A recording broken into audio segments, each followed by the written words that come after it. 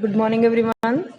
Today, again, I'm here for you all with a video on chapter number 3rd, Public, Private and Global Enterprises, class 11th Commerce.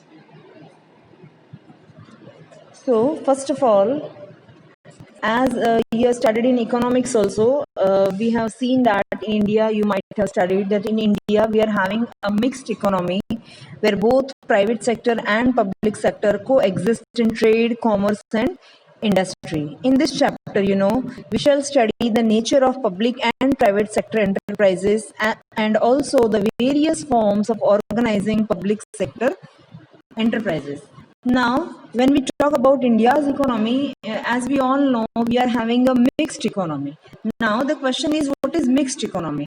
Mixed economy is an economy where both public and private sectors company operates is known as mixed economy, where both the public and the private sector are active for their working. So in India, we are having a mixed economy. So in mixed economy, there can be private and public sector. Now the question is, what is private sector?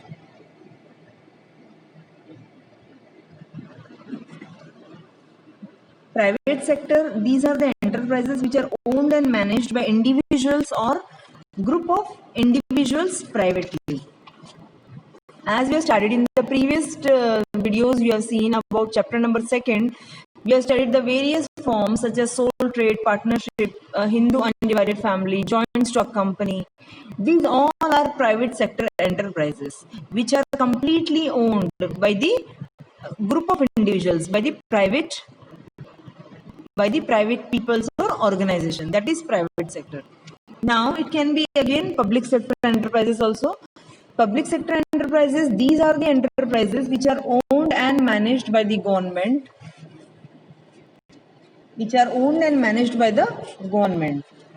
They may either be partly or wholly owned by the central or state government. They may also be a part of the ministry or come into existence by a special act of parliament. Generally, we are always studying this public and private sector enterprises, but it can be a joint sector enterprise also. What is joint sector enterprise? Their capital is held jointly by the government, private entrepreneurs and the public. That is known as joint sector enterprises. Okay. Example, you can see public, can be LIC, it can be RBI. Now, let us see the various forms in this chapter. Actually, we are going to study the various forms which are available in the public sector.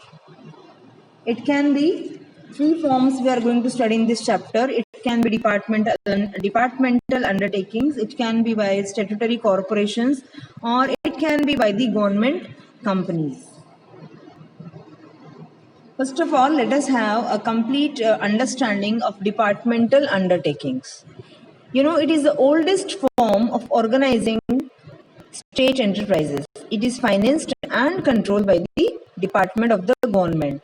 Example, it can be railways, post, telegraph, broadcasting and defense undertakings are few examples. Okay. Now, so the various features of departmental undertakings. You can see it is a part of government. It is a major part of department attached to a particular ministry of the central or state government. For example, if suppose railway is there, then complete whole and soul, complete ministry is there for that particular thing. Railway ministry is there. It means separate ministry will be there and complete accountability will also lie with the ministry. Then next point you can see regarding financing, government financing. It is financed, these organizations, these undertakings are financed by annual appropriations from the treasury. And revenue also are directly going into the treasury of the government. Its annual budget is to passed by the parliament or state legislature as the case may be. Then regarding the accounting and audit, these undertakings are subject to same budget, accounting and audit controls as are applicable to the government departments. Then next one you can see Civil Service Code.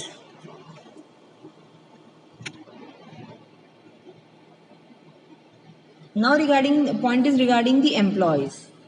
The employees here are the civil servants whose method of recruitment and service conditions are same as for the civil servants of the government. Again, you can see here some features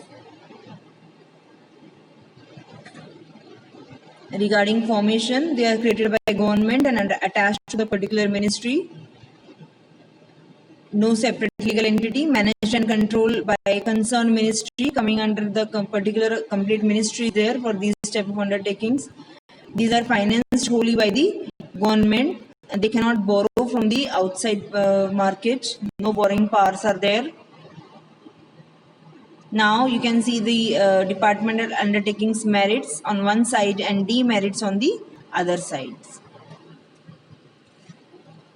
Effective control will be there because parliamentary control is there. Departmental organization ensures maximum degree of parliamentary control on the operations of the enterprise.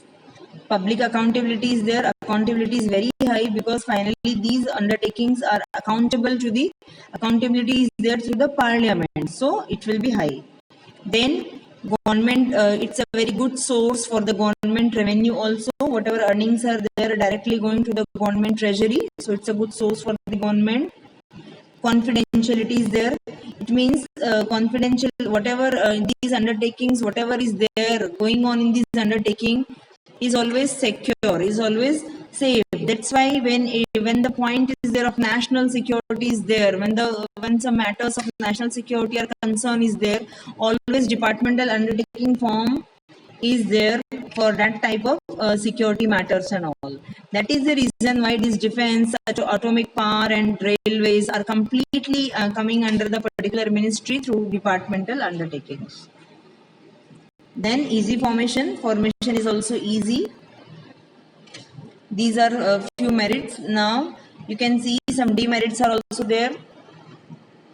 Lack of flexibility. See, this departmental undertaking is a subject to strict control by the parliament and the government. It does not enjoy much flexibility in decision making, so it cannot function in a business-like manner.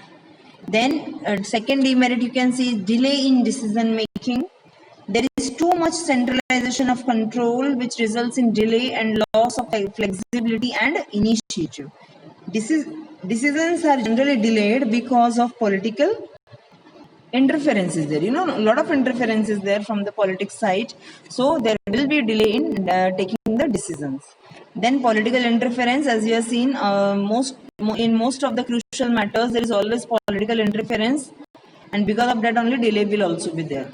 Then lack of motivation. These departmental undertakings are conservative actually in taking risky decisions, so they are just following the old ways of doing the job and all.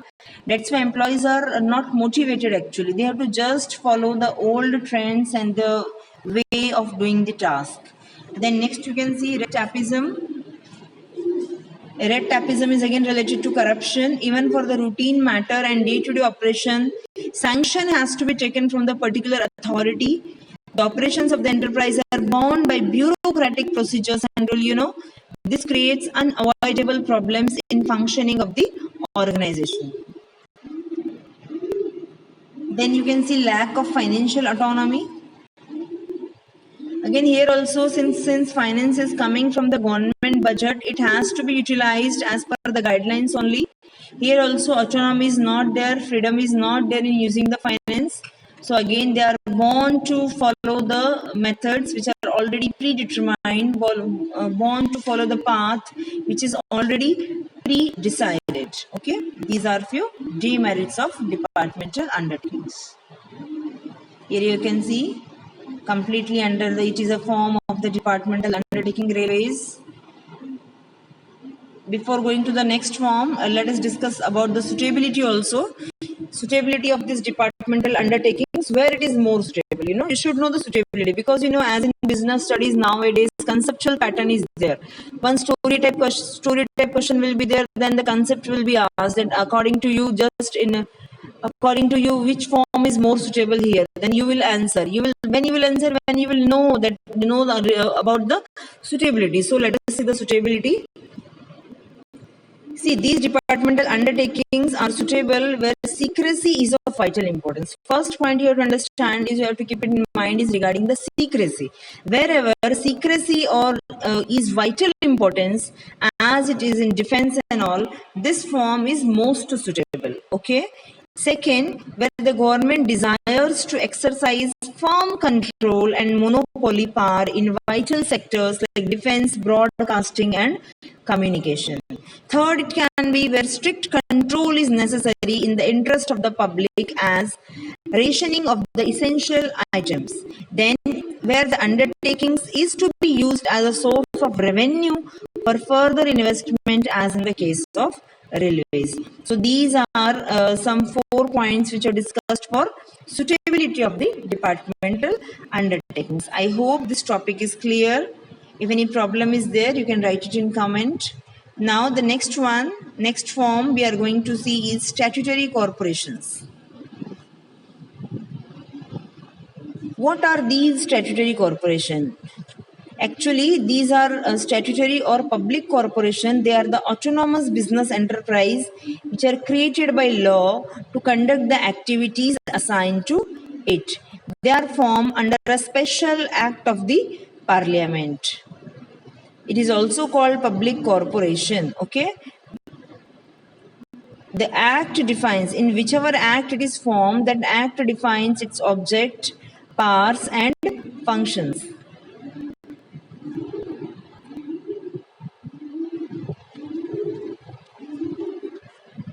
Statutory corporations are suitable for running transportation service, water, electricity, supply, undertakings, insurance, financing, and other public utility services. Some important statutory corporations are Life Insurance Corporation of India, that is LIC, FCI, that is Food Corporation of India, then Central Warehousing Corporation, Damodar वाले corporation, state SFC हम जिसको बोलते हैं, state financial corporations also. These all are examples of statutory corporations. Okay, this was the intro. Now let us see the features of statutory corporations.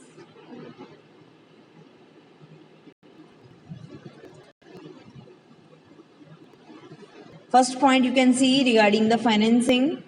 See, these type of enterprises usually independently financed, It obtained funds by borrowings from the government or through revenues derived from the sale of goods and services. It has an authority to retain its earning and utilize them for the business. They may borrow funds from the public and the government organizations. Next, you can see they have a separate legal entity. Then they have to frame their own policies and procedures within the scope of state legislature. Next, providing better. Main intention of forming these is to provide the services to public and make adequate profit. Then regarding the appointment of employees of these enterprises are not the government or civil servants and are not governed by the government rules and regulations. However, at times, some officers are taken from the government departments on deputation also to head these organizations. They can even hire the services of experts and professionals. Then regarding the government interference, as compared to the departmental undertaking, less interference is there in these type of statutory undertakings. Now you can see merits and demerits.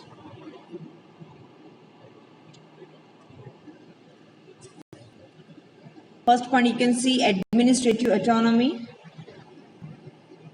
As these enterprises are autonomous organizations, they frame their own policies and procedures within the powers assigned to them by the Act. However, the Act may require prior approval, of the particular ministry on certain issues.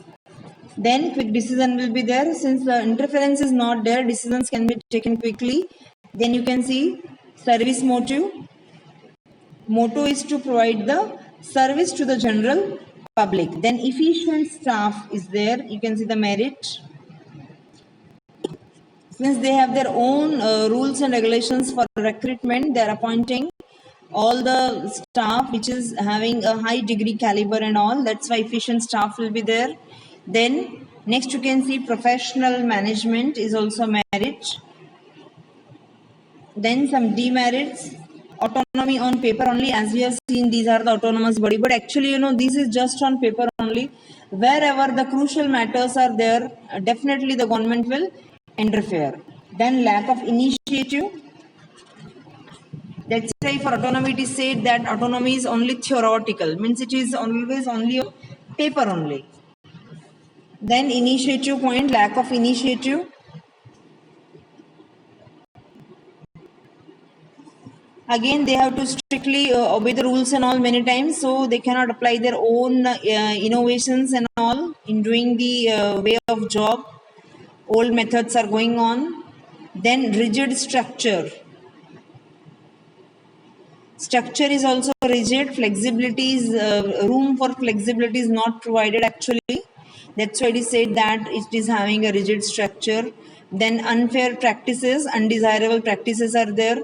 In statutory corporation, officials may misuse their autonomy and indulge in unfair practices like corruption that are against the objectives of such enterprises. Few points are written here. Again, few more points it can be appointment of incompetent directors or advisors. You know what practically happens? The members of the board of directors of a corporation are appointed by the government. In many cases, they do not possess the qualification, even training and talents required to manage the corporation. They might curb the freedom of the board of directors in taking important decisions. This also happens many a times. Then it can be inefficiency also. Yes, it can be also the demerit inefficiency. You can note it down. This is not here in this PPT. Public corporations generally do not face much competition, and they do not have profit motive, due to which their working may turn out to be inefficient. So these were the merits and demerits what we have discussed. Now you can see the suitability. Where this in which type of sectors these forms will be more suitable. It can be where the undertaking requires special power defined by an act or a statute. Second, where the undertaking requires regular grants from the government, and where the undertaking requires appropriate combination of public accountability and operational autonomy. So in these areas it will be more suitable. LIC is the example we have seen as discussed, FCI and all, warehousing, central warehousing. Now let us discuss the third form, government companies. First of all, you should know what are government companies, which are they. According to the Companies Act 2013, you have to give the definition. A government company is a company in which not less than 51% of the paid up share capital is held by the central government or by one or more state governments. All the shares are held in the name of President of India. Up to 49%, the paid up capital of the government company can be subscribed by private individuals or institutions too. 51% will be of government, remaining percent can be private also. Okay. Examples, it can be BHEL, word BHEL, that is Bharat Heavy Electricals Limited. It can be HSL, Hindustan Steel Limited. It can be HIL, Hindustan Insecticides Limited. It can be HMTL, Hindustan Machine Tools Limited. It can be Hindustan Antibiotics Limited. It can be Hindustan Cable Limited, Hindustan Shipyard Limited, Sindri Fertilizers Limited, etc. These are so many examples we have taken. You can write any examples in the exam. Now let us see the features of government companies.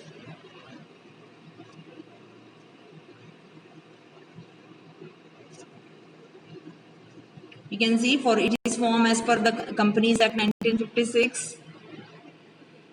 Board of directors will be there. They will look after the complete management, and these board of directors are elected by the shareholders only. They can raise funds from the government or public too.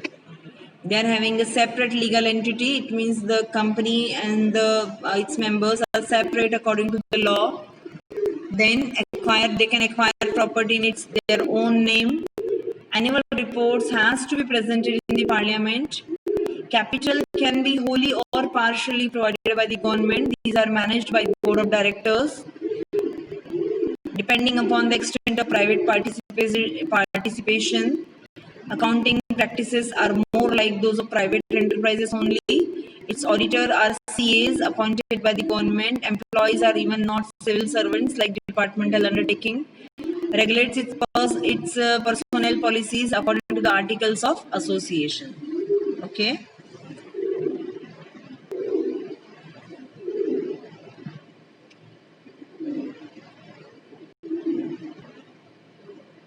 Now let us see some merits. Formation. Point is regarding the formation. Formation is easy. It is relatively easy to form a government company as no separate law is required. It can be set up by getting it incorporated under the Companies Act. It can be created by executive decision of the government. Then it has a separate legal entity.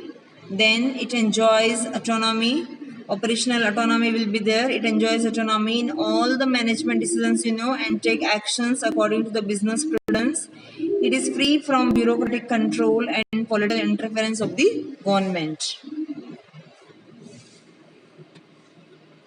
Then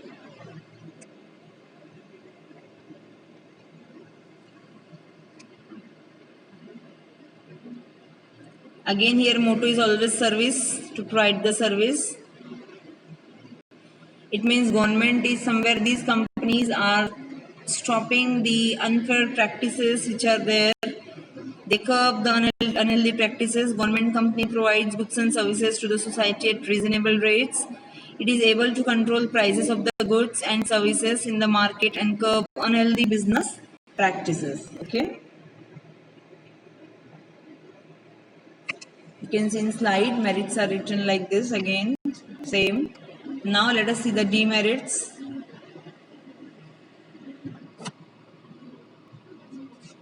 You can see lack of accountability is there. Why it is said that? Because government company evades the constitutional responsibilities which other state enterprises owe to the parliament. The parliament is not taken into confidence for its creation, as government decision is sufficient in this regard. The accounts of the government company need not be audited by the CAG, Comptroller and Auditor General of India. Then autonomy, point is regarding the autonomy. Actually, it is a false autonomy. The independent character of government company exists in paper only. Government officials, ministers and politicians often interfere with its working. Then lack of professional skills is also one of the demerit. The board of directors of a government company may consist of politicians and civil servants. As a result, the board may not be able to follow sound business practices. These are few points. Some more points can also be there. It can be lack of accountability also. As a government company is financed by government, it is answerable for its operations to the government. It is not directly accountable to the parliament. Then one demerit can be regarding the fraud on Companies Act. The practice of forming government companies has been regarded as a fraud on the Companies Act because government is empowered to specify what provisions of the Companies Act would not apply to a government company or would apply with certain modifications or adaptations. Okay, these are the demerits.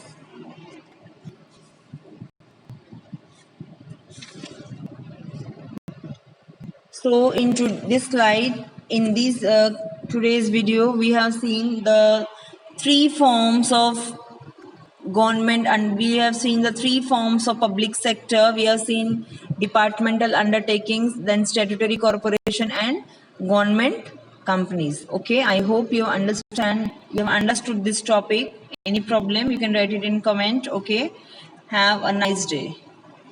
Bye bye.